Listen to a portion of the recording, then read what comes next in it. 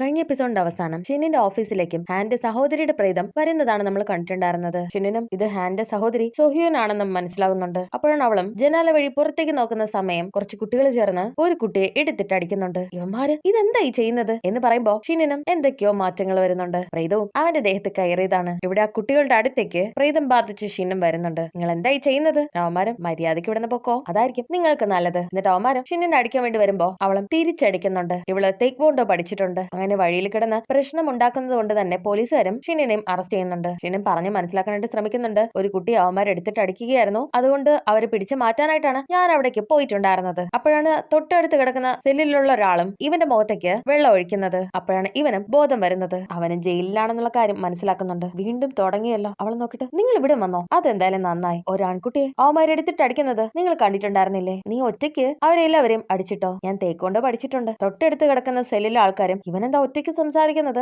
എന്ന് പറഞ്ഞ് അതിശയിക്കുന്നുണ്ട്. അവളും നമുക്കിതൊന്നും അനുവദിച്ചു കൊടുക്കാൻ പറ്റില്ല. അങ്ങനെ എന്തെങ്കിലും സംഭവിച്ചാ ഈ ലോകം തന്നെ മൊത്തത്തില് പ്രശ്നമാകും. എന്റെ ലക്ഷ്യമെന്ന് പറയുന്നത് ഈ ലോകം നന്നായി തീരണം. ഇവിടെ എല്ലാവരും നിയമങ്ങൾ അനുസരിക്കണം. ആൾക്കാരെ അങ്ങോട്ടും ഇങ്ങോട്ടും റെസ്പെക്ട് ചെയ്യണം. അതിനു വേണ്ടിയിട്ടാണോ നീ ഒരു വക്കീലാവാനായിട്ട് ആഗ്രഹിച്ചിട്ടുണ്ടായിരുന്നത്? അവൾ അതിശയിച്ചിട്ട് അത് നിനക്കെങ്ങനെ അറിയാം? നിന്റെ അനിയത്തിയെ എനിക്കറിയാം. അവളും എനിക്കതൊന്നും ഓർമ്മയില്ലല്ലോ. പിന്നെ നിങ്ങളെ ഈ സാഹചര്യത്തില് ഇവിടെ കൊണ്ടുവരേണ്ടി വന്നതിന് നിങ്ങളോട് ഞാൻ ക്ഷമ ചോദിക്കുന്നുണ്ട്. ഓഫീസർ വരുമ്പോ ഞാൻ അവരോട് സംസാരിക്കാം, നിങ്ങളെ വെറുതെ വിടാനായിട്ട്. അവനും നീ വെയിറ്റ് ചെയ്യേണ്ട ആവശ്യമില്ല, നിനക്ക് എവിടെ വേണമെങ്കിലും പോകാം. എങ്ങനെ പോകാൻ പറ്റും എന്ന് പറഞ്ഞ അവളും ആ ഒരു കമ്പികളുടെ അകത്തുകൂടി പോകുന്നുണ്ട്. അവളും അതിശയിക്കുന്നു. ആ സമയം പോലീസും ആളിനെ വിളിച്ചിട്ട് ഇന്ന നാള് വഴിയിൽ വെച്ച് പ്രശ്നമുണ്ടാക്കിയതിന് അറസ്റ്റ് ചെയ്തിട്ടുണ്ട് എന്ന കാര്യം വിളിച്ചു പറയുന്നുണ്ട്. ഇവിടെ സൗഹ്യനും ഞാൻ ഇത്രയും ചെറിയ പ്രായമല്ലേ, എങ്ങനെയാ ഞാൻ മരിച്ചത്? എനിക്ക് വളരെ ദേഷ്യം വരുന്നുണ്ട്. എനിക്ക് ഒരു കാര്യങ്ങളും ഓർമ്മയില്ല. പിന്നെ നിനക്ക് ഓർമ്മ വരുന്നില്ലേ? സാധാരണ അവര് പ്രീതങ്ങൾക്ക് ഓർമ്മ വരുന്ന സമയമാണ് അവര് നിലത്തേക്ക് വന്ന് നിൽക്കുന്നത്. പക്ഷെ നീ അങ്ങനെയാണല്ലോ. അതുകൊണ്ട് തന്നെ ഷിന്നും അവളുടെ പേരും ഹാന്റെ വീട്ടിൽ പോയ സമയത്ത് അവിടെ ഇവർ രണ്ടുപേരും ബർത്ത്ഡേ സെലിബ്രേറ്റ് ചെയ്തിട്ടുണ്ടായിരുന്ന ഒരു ഫോട്ടോ അവൻ കണ്ടിട്ടുണ്ടായിരുന്നു. അതിൽ നിന്നും ഇവളുടെ ഡേറ്റ് ഓഫ് ബർത്തും എടുക്കുന്നുണ്ട്. അങ്ങനെ അവനും അവളുടെ പേരും ഡേറ്റ് ഓഫ് ബർത്തും പറയുന്നത് കൊണ്ട് തന്നെ അവൾക്കും ഓർമ്മ തിരിച്ചു വരുന്നുണ്ട്. അവള് കുഞ്ഞായിരിക്കുമ്പോൾ മുതൽ മരിക്കുന്നത് വരെയുള്ള കാര്യങ്ങൾ അവൾക്കും ഓർമ്മയൊക്കെ വരുന്നുണ്ട്. ഇവളും കുട്ടിക്കാലത്ത് തേക്വോണ്ടോ ഒക്കെ പഠിച്ചിട്ടുണ്ട്. അതുപോലെ ഇവളുടെ മുന്നിൽ എന്തെങ്കിലും അനീതി ആരെങ്കിലും പ്രവർത്തിച്ചു കഴിഞ്ഞാൽ ഇവൾ അതിൽ ഇടപെടും. സഹോദരിയെ രക്ഷിക്കുന്ന സമയമാണ് ഇവളും മരിക്കുന്നതെന്ന് ഇവൾക്ക് മനസ്സിലാവുന്നുണ്ട്. ഞാൻ എന്റെ അനിയത്തെ രക്ഷിച്ചു. ഞാൻ മരിച്ചെങ്കിലും ഞാൻ സന്തോഷവതിയാണ്. എന്റെ അനിയത്തി ഇപ്പോ എവിടെയാണ്? അവളും സന്തോഷമായിട്ടാണ് ഇരിക്കുന്നത്. ആ സമയമാണ് ഹാനിനെയും കാണിക്കുന്നത്. ഷിന്നിന്റെ അളിയനും വിളിച്ച് ഹാനോട് ഷിന്നെ ജയിലിലാണ് എന്നുള്ള കാര്യം വിളിച്ച് പറയുന്നുണ്ട്. ഷിന്നും ഇവൾക്ക് എല്ലാ കാര്യങ്ങളും പറഞ്ഞു കൊടുക്കുന്നുണ്ട്. ഇത് ഏതാ വർഷം? അവനും വർഷം പറഞ്ഞു കൊടുക്കുമ്പോ അവൾക്ക് 31 വയസ്സായി. അവളിപ്പോ ഒരു പാട്ടുകാരി ആയിട്ടുണ്ടായിരിക്കും അല്ലേ? അവൾക്ക് പാട്ടായിരുന്നു വളരെ ഇഷ്ടമുണ്ടായിരുന്നത്. അവള് എപ്പോഴും പാടും, ഗിത്താർ വായിക്കും. അതിനവനും അവള് ഒരു സിംഗർ അല്ല, ഒരു വക്കീലാണ്. ആ സമയം അവൾ അവിടേക്ക് വരുന്നുണ്ട്. അവനും ഹാനെ കാണിച്ചു കൊടുക്കുന്നുണ്ട്. ഇത് അവളാണോ? ശരിക്കും നീയാണോ ഇത്? നീ വക്കീലായോ? എന്തുകൊണ്ടങ്ങനെ? എനിക്ക് നിന്നെ കണ്ടിട്ട് ചെറിയ കുട്ടിയിൽ നിന്ന് ഒരു കരിയർ വുമൺ ആയല്ലോ. അവനും നീ എന്തെവിടെ ചെയ്യുന്നതെന്ന് ചോദിക്കുമ്പോ ചിന്നും ഒരു കുപ്പി വെള്ളം അവളുടെ നേരെ നീട്ടുന്നുണ്ട്. അവളും എനിക്ക് ദാഹിക്കുന്നില്ലെന്ന് പറയുമ്പോ അവനും ഇത് നിങ്ങൾക്ക് കുടിക്കാൻ വേണ്ടിയിട്ടല്ല, ഞാൻ എന്തെങ്കിലും വ്യത്യാസമായിട്ട് പെരുമാറുകയാണെങ്കിൽ ഇത് എന്റെ മുഖത്ത് തളിക്കണം. ആ ആൺകുട്ടികൾക്ക് ഇപ്പൊ എങ്ങനെയുണ്ടെന്ന് ചോദിക്കുമ്പോ അവളും നിങ്ങൾ കുടിച്ചുകൊണ്ട് ഇങ്ങനെയൊന്നും പെരുമാറാനായിട്ട് പാടില്ല. അവര് 4 പേരും ഹോസ്പിറ്റലിലാണ്. കുട്ടികൾക്കെതിരെ വയലൻസ് ഉപയോഗിക്കാൻ നിങ്ങൾക്ക് എങ്ങനെ തോന്നി? നിങ്ങളുടെ അളിയൻ എന്നെ വിളിച്ചില്ലായിരുന്നെങ്കിൽ ഞാൻ ഇവിടേക്ക് വരില്ലായിരുന്നു. ഇന്നലെ നിങ്ങളുടെ കൂടെ ഞാൻ കുടിക്കാൻ പാടില്ലായിരുന്നു. കുറച്ചൊക്കെ എന്റെ തെറ്റാണ്. അവനും സംഭവമല്ല, ഒരു കുട്ടിയെ 3 കുട്ടികൾ ചേർന്ന് ഉപദ്രവിക്കുകയായിരുന്നു. ഞാനത് ചോദിക്കാൻ വേണ്ടിയിട്ടാണ് അവിടേക്ക് പോയിട്ടുണ്ടായിരുന്നത്. അതിനവളും ഞാൻ കേട്ടത് അങ്ങനെയൊന്നും അല്ലല്ലോ. ആ കുട്ടികൾ വെറുതെ സംസാരിച്ചുകൊണ്ട് നിൽക്കുകയായിരുന്നു. നിങ്ങൾ വെറുതെ ആവശ്യമില്ലാതെ അവരെ ഒന്ന് അറ്റാക്ക് ചെയ്തതാണ്. ആ സമയം ചേച്ചിയും അങ്ങനെയല്ലോ, ഞാൻ കണ്ടതാ അവരെ കുട്ടിയെ അറ്റാക്ക് ചെയ്തത്. അവരെന്നെ ആദ്യം അറ്റാക്ക് ചെയ്തു, അതുകൊണ്ടാണ് എനിക്ക് അങ്ങനെ ചെയ്യേണ്ടതായിട്ട് വന്നത്. അവനും എന്നെ അവരാദ്യം അറ്റാക്ക് ചെയ്തത് കൊണ്ടാണ് എനിക്ക് അങ്ങനെ ചെയ്യേണ്ടതായിട്ട് വന്നത്. അതിനവളും ആ 4 കുട്ടികളുടെ മൊഴി ഒന്ന് തന്നെയാണ്. ഇത് ക്രിമിനൽ കേസാവും. പാരന്റ്സിനെ കണ്ട് ആ കുട്ടികളുടെ കാര്യം സെറ്റിൽ ചെയ്തില്ല എന്നുണ്ടെങ്കിൽ നിങ്ങൾക്ക് നിങ്ങളുടെ അറ്റോർണി എന്നുള്ള ലൈസൻസ് റദ്ദാവുകയും 6 മാസം വരെ ശിക്ഷ കിട്ടുകയും ചെയ്യും. അതിനവനും നിങ്ങൾക്ക് എന്നെ വിശ്വാസമില്ലേ? അവളും സെറ്റിൽ ചെയ്യുന്നതാണ് നല്ലത്. ഞാൻ ശ്രമിക്കാന്ന് അവളും പറയുന്നുണ്ട്. ഇപ്പൊ നിങ്ങൾക്ക് വീട്ടിലേക്ക് പോകാം എന്ന് പറയുന്നുണ്ട്. അവളുടെ ചേച്ചിക്കും അത് ഇഷ്ടപ്പെടുന്നില്ല. വെറുതെ അവനെ കുറ്റപ്പെടുത്തരുത് എന്നൊക്കെ അവളും പറയുന്നുണ്ട്. അവൾക്കും ദേഷ്യം വരുന്നു. അതുകൊണ്ട് തന്നെ ഷിന്നിന്റെ ദേഹത്തേക്ക് അവളും കയറുന്നുണ്ട്. ഇതെന്ത് വക്കീലാ നിങ്ങള്? ഒരു വക്കീലെന്ന് പറയുമ്പോ ക്ലയന്റിന്റെ കൂടെ നിന്ന് അവര് പറയുന്ന കാര്യങ്ങളൊക്കെ കേൾക്കുകയല്ലേ വേണ്ടത്? എന്തിനാ ഇങ്ങനെ പെരുമാറുന്നത്? ഒരു ക്ലയന്റിനോട് ഒരിക്കലും ഇങ്ങനെയൊന്നും പെരുമാറാനായിട്ട് പാടില്ല. എനിക്കറിയുന്നുള്ള ഹാന ഇങ്ങനെയൊന്നും അല്ല. നിങ്ങൾക്കറിയുന്നുള്ള ഹാനോ? എന്നെ കുറിച്ച് എന്താ അറിയാം? ചുമ്മാ കുടിച്ചിട്ട് കുട്ടികളെ അടിച്ച് ഇവിടെ ഇരുന്നിട്ട്. അതിനവളും അവന്മാർക്ക് അടി കൊടുക്കേണ്ടത് അത്യാവശ്യമായിരുന്നു. നീ ശരിക്കും വളരെ ബോറാണ് എന്ന് പറയുമ്പോ അവളും അവന്റെ മുഖത്തേക്ക് വെള്ളം എടുത്ത് ഒഴിക്കുന്നുണ്ട്. ആ സമയം അപ്രീതവും പുറത്തേക്ക് വരുന്നു. ഹാനും ദേഷ്യപ്പെട്ട് പോകുന്നുണ്ട്. അവളും ആലോചിക്കുന്നുണ്ട് ഇവന്റെ പെരുമാറ്റത്തിൽ എന്തോ ഒരു വ്യത്യാസമുണ്ട്. പക്ഷെ അവളത് മൈൻഡാക്കാതെ അവിടെ നിന്ന് പോകുന്നുണ്ട്. ഇവിടെ ഷിന്നിനും എന്താ സംഭവിച്ചതെന്ന് മനസ്സിലാവില്ല. ഇവിടെ ഇപ്പൊ എന്താ ഉണ്ടായേ? നീ നിന്റെ സഹോദരിയോട് എന്തെങ്കിലും പറഞ്ഞോ? ഞാൻ അവളോട് അവൾ ഭയങ്കര ബോറാണെന്ന് പറഞ്ഞിട്ടുണ്ടായിരുന്നു. നീ എന്തിനാ അങ്ങനെയൊക്കെ പറയാൻ പോയത്? അവളും ഞാൻ വേണമെന്ന് വെച്ചിട്ടല്ല. ഇവളെന്താ ഇങ്ങനെ? അവനും ഹൈസ്കൂളിലെ കുട്ടികളെ അടിച്ച ഞാനും ഇങ്ങനെ തന്നെ ആയിരിക്കും പെരുമാറുന്നത്.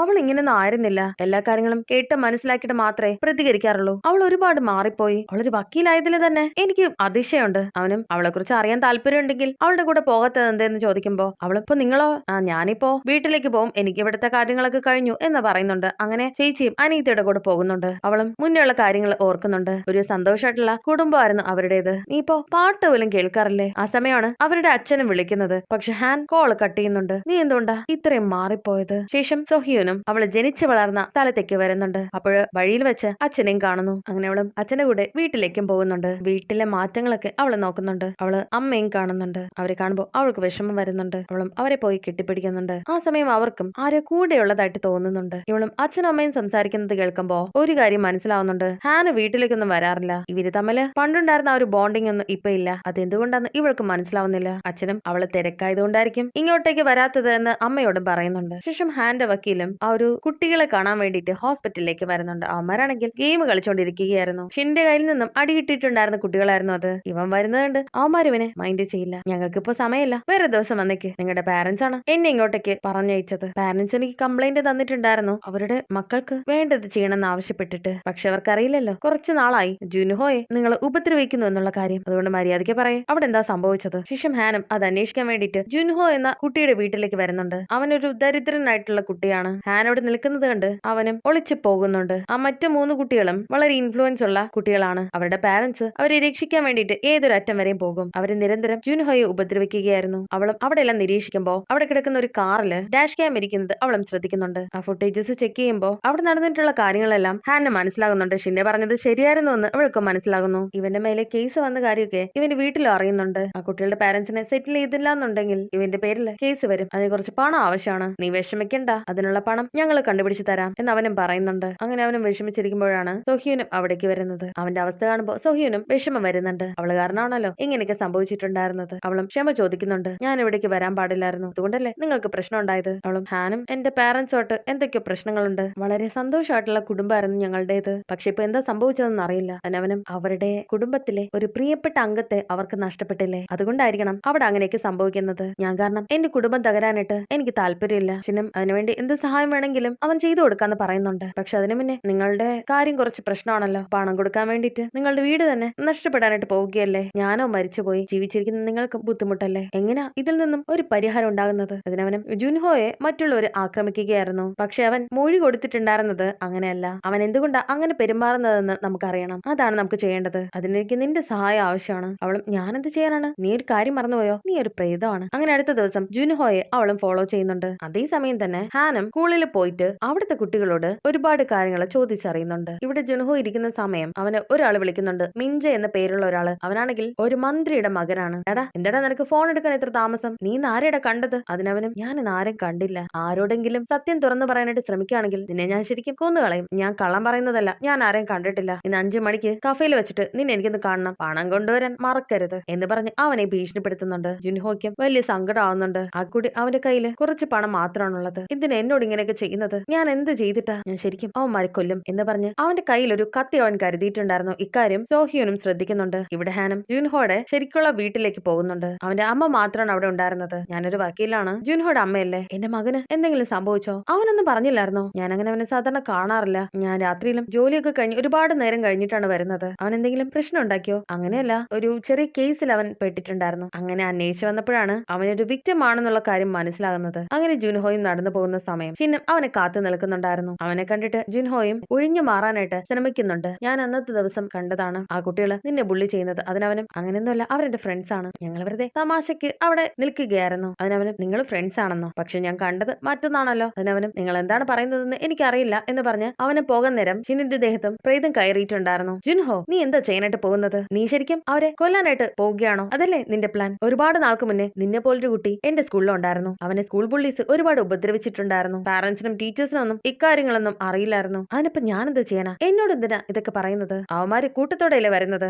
അമർക്കൊട്ടും ധൈര്യമില്ലെന്നേ. അതുകൊണ്ട് നീ ഒളിച്ചിരിക്കാതെ അവരെ തിരിച്ച് ഫൈറ്റ് ചെയ്യണം. എനിക്കതൊന്നും ചെയ്യാനായിട്ട് സാധിക്കില്ല, എനിക്കതിന് കഴിയില്ല. അവനും ഒരുപാട് പേടിയുണ്ടെന്ന് സൊഹ്യൂനും മനസ്സിലാവുന്നുണ്ട്. നിന്റെ എന്തെങ്കിലും ഒരു കാര്യം അവന്മാരുടെ കയ്യിലുണ്ടോ? ഞാൻ പോവുകയാണ് എന്ന് പറഞ്ഞ് അവനും പോകാനായിട്ട് നിൽക്കുമ്പോ അവളും അവനോട് ചോദിക്കുന്നുണ്ട്. അപ്പോഴാണ് അവനും ഒരു കാര്യം പറയുന്നത്. ഇവനും റൂമിൽ ഉണ്ടായിരുന്ന സമയം ഇവന്മാര് വന്നിട്ട് ഇവന്റെ കുറച്ച് ന്യൂഡ് ഫോട്ടോസ് ഫോണിൽ എടുത്തിട്ടുണ്ടായിരുന്നു. അത് പുറത്താക്കുമെന്ന് ഭയന്നിട്ടാണ് അവന്മാര് പറയുന്ന കാര്യങ്ങൾ ഇവനും ചെയ്യുന്നത്. ഇവരെ സംസാരിച്ചുകൊണ്ട് നിൽക്കുന്നത് ഹാനും കേൾക്കുന്നുണ്ട്. പക്ഷെ തിരിച്ച് നീ ഒരിക്കലും അങ്ങനെയൊന്നും ചെയ്യാനായിട്ട് പാടില്ല. ഞാനൊരു കുട്ടിയെ കുറിച്ച് പറഞ്ഞിട്ടുണ്ടായിരുന്നില്ലേ, അവൻ ജുവനൈൽ ഹോമിലാണ് പിന്നീട് പോയിട്ടുണ്ടായിരുന്നത്. ആ ബുള്ളിയെ അവൻ ഇഷ്ടിക കൊണ്ട് തലക്കടിച്ചു. ആർക്കും അവൻ പറഞ്ഞത് മനസ്സിലായില്ല. അവന്റെ വിഷമങ്ങള് ആരും കണ്ടതുമില്ല. നിന്റെ കേസ് കണ്ടിട്ട് അതുപോലെ എനിക്ക് തോന്നുന്നത്. നീ ഒരുപാട് വിഷമിക്കുകയുള്ളൂ. അതുകൊണ്ട് നിന്റെ കയ്യിലിരിക്കുന്ന കത്തി എനിക്ക് തിരിച്ചു തരണം, ഇപ്പൊ തരണം. അവനും അത് അവൾക്ക് കൊടുക്കുന്നുണ്ട്. എന്നിട്ട് അവിടെ നിന്ന് ഓടിപ്പോകുന്നു. അവന്മാരുടെ അടുത്തേക്ക് പോകരുത് എന്നൊക്കെ അവളും വാർണിംഗ് കൊടുക്കുന്നുണ്ട്. ഷിന്നു അത് എടുക്കാൻ നേരം ഹാന അവിടേക്ക് വരുന്നുണ്ട്. അടി കൊടുത്തവൻ ഒരിക്കലും വിക്ടിമിനെ കാണാൻ വരാൻ പാടില്ല എന്നറിയില്ലേ? ഇക്കാര്യങ്ങളെല്ലാം നീ എന്നോട് നേരത്തെ പറയണമായിരുന്നു. ഇപ്പൊ അവൾക്കും അവനെ വിശ്വാസമായിട്ടുണ്ട്. ഈ ജുൻഹോയെ മറ്റോമാര് എവിടെ വെച്ചിട്ട് കാണണമെന്നാ പറഞ്ഞിട്ടുണ്ടായിരുന്നെന്ന് അറിയാമോ എന്ന് ചോദിക്കുമ്പോ അവനും അതൊരു കഫേയിൽ വെച്ചിട്ടാണ് 5 മണിക്ക്. അപ്പൊ നമുക്ക് സമയമുണ്ട്. എന്നിട്ട് അവനെ വിളിച്ചുകൊണ്ട് പോകുന്നുണ്ട്. ഇവളും പോലീസ് സ്റ്റേഷനിൽ ചെന്നിട്ട് കാര്യങ്ങളെല്ലാം പോലീസിനോട് പറയുന്നുണ്ട്. അതിന് പോലീസും ജുൻഹോയുടെ ഒരു ഭാഗം മാത്രമാണ് നമ്മൾ കേട്ടിട്ടുണ്ടായിരുന്നത്. അത് വെച്ച് നമുക്ക് അങ്ങനെ തെളിവ് കിട്ടും. അതിനവളും അവന്റെ ചില ക്ലാസ്മേറ്റ്സും അവൻ പാർട്ട് ടൈം ജോലി ചെയ്യുന്ന സ്ഥാപനത്തിലെ ഓണറും ഇങ്ങനെ അവനെ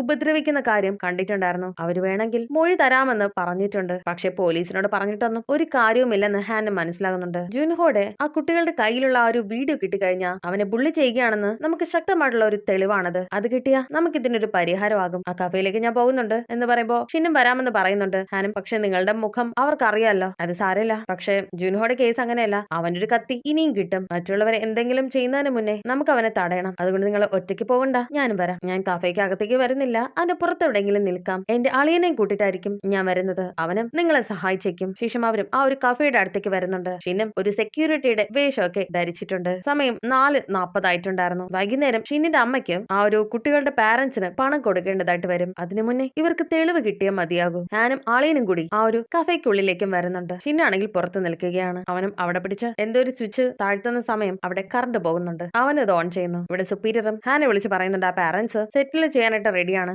ഞാൻ അവരോട് പറഞ്ഞതാ ആ കുട്ടികളെ അടിച്ചവനോട് വെറുതെ സെറ്റിൽ ചെയ്ത് തീർക്കണ്ടെന്നുള്ളത്. പക്ഷെ അവർ സെറ്റിൽ ചെയ്യാമെന്ന് പറഞ്ഞിട്ടുണ്ട്. ആ ഒരു എഗ്രിമെന്റ് ഞാൻ നിങ്ങൾക്ക് അയച്ചിരിക്കുകയാണ്. ഓരോ ആൾക്കാർക്കും 50 മില്യൺ വോൺ വെച്ച് കൊടുക്കണം. അതായത് 4 കുട്ടികൾക്കും 6 മണിക്ക് ഈ സുപ്പീരിയറിന്റെ ഓഫീസിൽ വെച്ചിട്ടാണ് ഈ ഒരു കോൺട്രാക്റ്റും സൈൻ ചെയ്യേണ്ടത്, പണവും കൊടുക്കേണ്ടത്. ആ സമയം ഷിനിന്റെ അമ്മ അവളെ വിളിക്കുന്നുണ്ട്. എന്നെ വക്കീൽ വിളിച്ചിട്ടുണ്ടായിരുന്നു 6 മണിക്ക് ഓഫീസിൽ പണവും കൊണ്ട് വരണമെന്ന് പറഞ്ഞിട്ട്. അവര് 50 മില്യൺ വെച്ചിട്ട് കൊടുക്കണമെന്നാണ് പറയുന്നത്. അവര് വിചാരിക്കുന്നുണ്ടാവാം ഷിനിന് അത്രയും പണം കൊടുക്കാൻ പറ്റില്ലല്ലോ, അതുകൊണ്ടാണ് ഇങ്ങനെ ഒരു തുക അവർ വെച്ചിരിക്കുന്നത്. അവരും ഞാൻ 6 മണിക്ക് തന്നെ എത്താമെന്ന് പറയുമ്പോ ഞാനും കുറച്ച് സമയം ആവശ്യമാണ്, കുറച്ച് കഴിഞ്ഞിട്ട് വന്നാൽ മതി എന്ന് പറയുമ്പോ അവരും ഞാനൊരു 6 മണി കഴിഞ്ഞിട്ട് അവിടെ എത്താം. അപ്പോഴവിടെ 5 മണി ആയിട്ടുണ്ടായിരുന്നു. ഇവർക്ക് തീരെ ടൈമില്ല. ആ ഒരു വീഡിയോ എങ്ങനെയെങ്കിലും എടുത്തേ മതിയാകൂ. ഷിനും പ്രേതത്തോട് നിങ്ങൾ എന്റെ അടുത്ത് നിന്നും ദൂരെ മാറി നിൽക്കണം. പ്രേതത്തിന്റെ അടുത്ത് ഇങ്ങനെയുള്ള അപകടകരമായിട്ടുള്ള സാഹചര്യങ്ങളിൽ നിൽക്കുന്നത് അത്ര ശരിയല്ല. അനോളം അങ്ങനെയാണെങ്കിൽ ഞാൻ എന്റെ സഹോദരിയുടെ അടുത്തേക്ക് പോകാം. ആ സമയം അവിടെ ജുൻഹോയെ ഉപദ്രവിച്ച ബുള്ളീസും വരുന്നുണ്ട്. ജുൻഹോ ഓടിപ്പോവും. ഞങ്ങൾ രണ്ടുപേരും മുകളിലത്തെ നിലയിൽ നിൽക്കാം. ഒരു പയ്യനും അവിടേക്ക് വരുന്നത് കാണുമ്പോൾ ഷിനും ഹാനെ കാര്യം പറയുന്നുണ്ട്. മുകളിലത്തെ നിലയിൽ പോയിരിക്കുകയാണ്. ഇവനെന്താ ഒറ്റയ്ക്ക് വന്നത്? ഹാനും ആ ബുള്ളിയെ കണ്ടിട്ട് അവന്റെ അടുത്തേക്ക് വരുന്നുണ്ട്.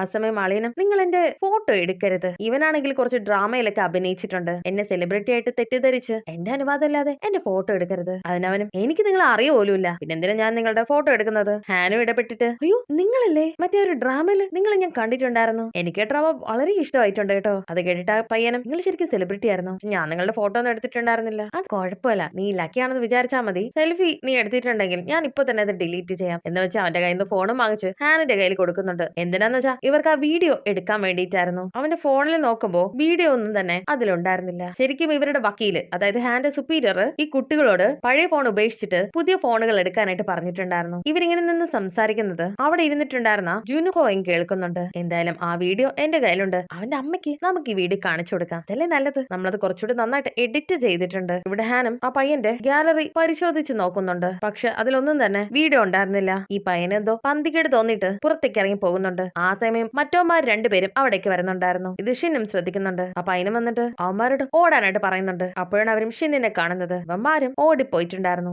ഇവരും അവരുടെ പിന്നാലെ തന്നെ പോകുന്നുണ്ട്. ഒരുത്തനും സുപ്പീരിയറിനെ വിളിച്ചിട്ട് ആ ഷിന്ന് പുറകെ വരുന്നുണ്ട് എന്നുള്ള കാര്യം പറയുന്നുണ്ട്. അയാളും ഞാനിപ്പോ തന്നെ പോലീസിനെ അവിടേക്ക് പറഞ്ഞു വിടാമെന്ന് പറയുന്നുണ്ട്. ഷിന്നും ഹാനെ വിളിച്ചിട്ട് നിങ്ങൾക്ക് വീഡിയോ കിട്ടിയോ എന്ന് ചോദിക്കുമ്പോൾ ഇല്ലെന്നാണ് പറയുന്നത്. കാരണം ആ കുട്ടിയുടെ കയ്യിലുണ്ടായിരുന്നത് പുതിയൊരു ഫോണാണ്, അതിൽ ആ വീഡിയോ ഉണ്ടായിരുന്നില്ല. ഓരോ കുട്ടികൾക്കും 50 മില്യൺ വെച്ചിട്ടാണ് അവര് സെറ്റിൽമെന്റ് മണി ചോദിച്ചിട്ടുണ്ടായിരുന്നത്. നിങ്ങളുടെ അമ്മ അവിടേക്ക് എത്താന്ന് പറയുന്നുണ്ട്. ഇനി ഒരു അരമണിക്കൂർ കൂടെ ഉള്ളൂ. ആ വീഡിയോ എങ്ങനെയെങ്കിലും നമുക്ക് ലഭിക്കണം. അങ്ങനെ ഷിന്റെ അമ്മയും ഓഫീസിലേക്ക് വരുന്നുണ്ട്. ഇനി എന്റെ മകന്റെ അടുത്ത് നിന്നും ഇങ്ങനെ എന്തെങ്കിലും സംഭവിക്കില്ല, ഞാൻ നിങ്ങളോട് ക്ഷമ ചോദിക്കുകയാണ് എന്നൊക്കെ അവരും പറയുന്നുണ്ട്. ഇവനും ആ മിഞ്ചു എന്ന പയ്യന്റെ കയ്യിലാണ് വീഡിയോ ഉണ്ടായിരുന്നത്. അവന് വീഡിയോ ഡിലീറ്റ് ചെയ്യാനായിട്ട് ശ്രമിക്കുന്നുണ്ട്. ആ സമയം ജുൻഹോ അവിടേക്ക് വരുന്നുണ്ട്. നീ എന്താ സർപ്രൈസ് ആയി പോയോ? ഇവിടെ വെച്ചിട്ടല്ലേ നീ എന്നെ എപ്പോഴും അടിക്കാറ്? നീ എന്നോട് ഇങ്ങനെയൊക്കെ സംസാരിക്കാറായോ? നിന്നെ ഞാൻ കൊന്നുകളയെന്ന് പറയുമ്പോ അവനും ഞാൻ എന്തിനാ മരിക്കുന്നത്? നീയാണ് മരിക്കേണ്ടത്. നിനക്കിപ്പോ എന്നെ പേടിയില്ലാതായെന്ന് പറഞ്ഞിട്ട് അവന് എടുത്തിട്ട് അടിക്കുന്നുണ്ട്. ജുൻഹും അവന്റെ വീഡിയോ നശിപ്പിക്കാനായിട്ട് അവനോട് ആവശ്യപ്പെടുന്നുണ്ട്. അവനും ജുൻഹോയെ അടിക്കുന്നു. ജുൻഹോ മാക്സിമം അവനവിടെ പിടിച്ചു വെക്കാനായിട്ട് ശ്രമിക്കുന്നുണ്ട്. നിന്റെ ഫോൺ ഇപ്പൊ എനിക്ക് തരണം. ഈ ഒരു ബഹളം കേട്ട് ഷിനും അവിടേക്ക് വരുന്നുണ്ട്. അവനും ജുൻഹോയെ വിളിക്കുന്നുണ്ട്. അത് പ്രേതമായിരുന്നു. മര്യാദയ്ക്ക് എന്റെ ഫോൺ തന്നോണം, എന്നാൽ ഞാൻ നിന്നോട് ക്ഷമിക്കാം. ജുൻഹോയും അവന്റെ കയ്യിൽ നിന്ന് ആ ഒരു ഫോൺ എടുക്കുന്നുണ്ട്. ഞാൻ അവന്റെ കയ്യിൽ നിന്നും ഇതെടുത്തു. അവരെ പോലെ ഞാനൊന്നും ചെയ്തിട്ടുണ്ടായിരുന്നില്ല. ഞാൻ ചെയ്തത് ശരിയല്ലേ എന്ന് ചോദിക്കുമ്പോൾ പ്രേതവും അവനെ സമാധാനിപ്പിക്കുന്നുണ്ട്. അവർക്ക് വേണ്ടി നീ നിന്റെ ജീവിതം നശിപ്പിച്ചില്ല, എനിക്ക് സന്തോഷമുണ്ട്. ശേഷം ഹാനും സുപ്പീരിയറിന്റെ ഓഫീസിലേക്ക് വരുന്നുണ്ട്. ആ സമയം പണം കൊടുക്കാമെന്ന് പറഞ്ഞിട്ട് ഷിനിന്റെ അമ്മയും ആ എഗ്രിമെന്റിലും സൈൻ ചെയ്യാനായിട്ട് തുടങ്ങുന്ന സമയം ഹാൻ അവിടേക്ക് വരുന്നുണ്ട്. ആ ഒരു എഗ്രിമെന്റും അവൾ കീറിക്കളയുന്നു. നീ എന്തായി ചെയ്യുന്നതെന്ന് സുപ്പീരിയറും പറയുമ്പോൾ ആ 3 കുട്ടികളും അറസ്റ്റിലായിട്ടുണ്ട്. ഒരു കുട്ടിയെ ഉപദ്രവിച്ചതിനും ഇല്ലീഗലായിട്ടുള്ള വീഡിയോ എടുത്തതിനും. ജുൻഹോയെ അടിക്കുന്നത് കണ്ടിട്ടാണ് ഷിൻ അവിടെ അവനെ രക്ഷപ്പെടുത്താൻ വേണ്ടിയിട്ടാണ് അവിടേക്ക് എത്തിയിട്ടുണ്ടായിരുന്നത്. ഇത് കണ്ട്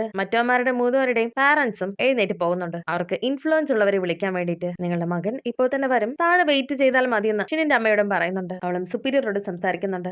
എന്നോടൊന്നും പറയാനില്ലേ? നീ എന്തിനാ ഇങ്ങനെയൊക്കെ ചെയ്യുന്നത്? ഷിനിന് വേണ്ടിയിട്ടാണോ? അവനെ കുറിച്ച് ഞാൻ അന്വേഷിച്ചിട്ടുണ്ടായിരുന്നു. മുമ്പത്തെ അവന്റെ കേസുകളൊക്കെ എടുത്തു നോക്കിക്കഴിഞ്ഞാൽ അവൻ വളരെ വിയേർഡായിട്ട് പെരുമാറുന്നത് നീ ശ്രദ്ധിച്ചിട്ടുണ്ടായിരുന്നല്ലേ? അവനിപ്പോ താമസിക്കുന്ന അവന്റെ ഓഫീസ് ഇതിനു മുന്നേ ഒരു മന്ത്രവാദിയുടെ വീടായിരുന്നു. ഷിന്നിന് പ്രേതത്തെ കാണാൻ സാധിക്കും. അവന്റെ അടുത്തേക്ക് പോകുന്നത് അപകടമാണ്. ഇതൊക്കെ കേട്ട് വിശ്വസിക്കാതെ അവൾ അവിടെ നിന്ന് പോകുന്നുണ്ട്. ഈ കാര്യങ്ങളൊക്കെ പ്രേതവും കണ്ടിട്ടുണ്ടായിരുന്നു. അവളും വേഗം തന്നെ വീട്ടിലേക്ക് വരുന്നുണ്ട്. എന്നിട്ട് അവളുടെ ചേച്ചിയുടെ ഡയറി ഇവളുടെ കയ്യിലുണ്ടായിരുന്നു. അവൾക്ക് ഡയറി എഴുതുന്ന ഒരു സ്വഭാവം ഉണ്ടായിരുന്നു. ഷിന്ന് നേരത്തെ ആ ഒരു ജുൻഹോയോട് സംസാരിക്കുന്നത് ഇവള് കണ്ടിട്ടുണ്ടായിരുന്നല്ലോ. അതിനകത്ത് അവളും ഇഷ്ടിക വെച്ചിട്ട് ഇവളുടെ കൂടെ പഠിക്കുന്ന ഒരു കുട്ടി ഒരു ബുള്ളിയുടെ തലക്കടിച്ചിട്ടുണ്ടായിരുന്നു എന്നുള്ള കാര്യം അവൻ പറഞ്ഞിട്ടുണ്ടായിരുന്നു. അത് ഇവള് ഡയറിയിൽ എഴുതി വെച്ചിട്ടുണ്ട്. ഇതൊക്കെ കൂട്ടി വായിക്കുമ്പോ എന്തൊക്കെയോ സംശയങ്ങൾ ഇവൾക്കും തോന്നുന്നുണ്ട്. അവന്റെ പെരുമാറ്റവും സുപ്പീരിയർ പറഞ്ഞതും. അങ്ങനെ അവളും അവളുടെ അമ്മയെ വിളിക്കുന്നുണ്ട്. നിങ്ങൾ എപ്പോഴെങ്കിലും ആ ഒരു മന്ത്രവാദിയുടെ വീട്ടിൽ പോയിട്ടുണ്ടായിരുന്നു? ആ ഒരു അപകടത്തിന് ശേഷം അവര് പോയിരുന്നു എന്നുള്ള കാര്യം പറയുന്നുണ്ട്. ഇപ്പോഴാണ് അവളും ശരിക്കും പ്രേതത്തെ കാണാൻ സാധിക്കുമെന്നുള്ള കാര്യം മനസ്സിലാകുന്നത്. അവൻ നേരത്തെ ഇവളോട് നിങ്ങളുടെ ക്ലയൻസിനോട് ഇങ്ങനെയൊന്നും ചെയ്യാൻ പാടില്ല എന്നൊക്കെ പറഞ്ഞിട്ടുള്ള കാര്യം ഓർക്കുന്നുണ്ട്. അവന്റെ പെരുമാറ്റം എല്ലാം തന്നെ അവളുടെ സഹോദരിയെ പോലെ തന്നെ ഉണ്ടായിരുന്നു. ഇവിടെ ഷിനും അമ്മയോട് സോറി പറയുന്നുണ്ട്. അവൻ കാരണമാണ് അമ്മയ്ക്ക് ഇങ്ങനെയൊക്കെ ചെയ്യേണ്ടി വന്നത്. അവരും ആ ഒരു പ്രേതത്തെ കുറിച്ച് അറിഞ്ഞിട്ടുണ്ടായിരുന്നു. അവൾ എപ്പോഴാണോ ഫ്രീ ആവുന്നത് നീ അവളെയും കൊണ്ട് ഇവിടേക്ക് വരണം. പക്ഷെ അവൾ അവിടേക്ക് വന്നിട്ടുണ്ടായിരുന്നു. നീ എന്താ ഇവിടെ ചെയ്യുന്നതെന്ന് അവനും ചോദിക്കുന്നുണ്ട്. ഇവിടെ ഹാനും ഷിന്നിനെ കാണാനായിട്ട് വന്നിട്ടുണ്ടായിരുന്നു. നിങ്ങൾക്കിപ്പോ സമയമുണ്ടോ? എന്റെ കൂടെ ഒരിടത്തേക്ക് വരണം എന്ന് പറഞ്ഞിട്ട് ഒരു അമ്യൂസ്മെന്റ് പാർക്കിലേക്കാണ് വിളിച്ചുകൊണ്ട് പോകുന്നത്. ഷിന്നിന് അത് കാണുമ്പോൾ വല്ലാത്ത പേടി തോന്നുന്നുണ്ട്. നീ എന്നോട് പറയുന്നത് ഇതിൽ കയറണമെന്നാണോ? നിങ്ങൾക്ക് ഇത് ഇഷ്ടമല്ലേ എന്നൊക്കെ ചോദിക്കുന്നുണ്ട്. ആ കുഴപ്പമൊന്നുമില്ല എന്നൊക്കെ അവനും പറയുമ്പോ അവളും ടിക്കറ്റ് വാങ്ങിക്കാൻ വേണ്ടി പോകുന്നുണ്ട്. അവനും പിറുപിറുക്കുന്നുണ്ട്. എനിക്ക് ഹൈറ്റ് പേടിയാണ്. ഇവിടെ അവനെക്കാളും എക്സൈറ്റ്മെന്റ് പ്രേതത്തിനായിരുന്നു. എനിക്കിത് വളരെ ഇഷ്ടമാണ്. ഹാൻ അറിയുമ്പോ നിനക്ക് ഇത് ഇഷ്ടമാണെന്നുള്ള കാര്യം ഉണ്ടെന്ന് അവളും. അപ്പൊ എന്നെ അവള് ഇവിടേക്ക് കൊണ്ടുവന്നത് ടെസ്റ്റ് ചെയ്യാൻ വേണ്ടിയിട്ടാണ്. ഹാൻ ടിക്കറ്റ് എടുത്ത് വരുന്ന സമയം അവനും സഹോദരിയെ പോലെ പെരുമാറുന്നത് അവളും ശ്രദ്ധിക്കുന്നു. അവൾക്കും അത് കണ്ടിട്ട് വിഷമം വരുന്നുണ്ട്. അവനും ചേച്ചി എന്ന് പറഞ്ഞ് അവളെ ഒന്ന് കെട്ടിപ്പിടിക്കുന്നുണ്ട്. ഇവിടെ വെച്ച് എപ്പിസോഡ് അവസാനിക്കുന്നു.